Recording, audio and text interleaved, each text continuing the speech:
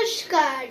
আমার আজকের নিবেদন কবি উৎপল কুমার ধারার কবিতা আসছে ওমা।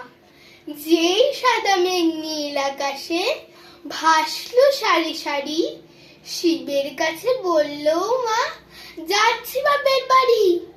সেই সময় ভোরের পাখি মিলিয়ে দিয়ে ডানা, আকাশ পুড়ে ছড়িয়ে দিল খুশির খবরখানা।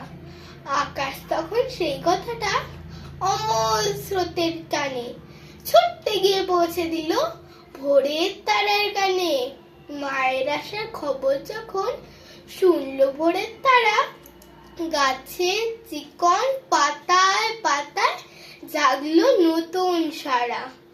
ভোরের হাওয়ায় শিশির কণা হিমের দুয়ার খুলে হীরের কুচি সাজিয়ে দিল শুভ্র কাশের চুলে। অমনি তখন কাশফুলেরা সবুজ ক্ষেতের আলে দুলিয়ে শরীর উঠল নেচে হাওয়ার তালে তালে। সেই খবরে শিউলিরা যেই উঠল নড়ে চড়ে, অজস্র ফুল ঘাসের মাথায় পড়ল তখন ঝরে। পাশেই ছিল পদ্ম শালুক জলের ওপর ভেসে, বলল ওরে আসছে ওমা বাপের বাড়ির দেশে।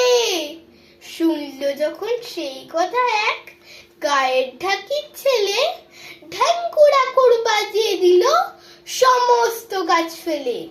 কান্না না কাই বাজিয়ে কাশি সবার বাড়ি গিয়ে বলল ওরে আসছে উমা চার ছেলে মেয়ে নিয়ে।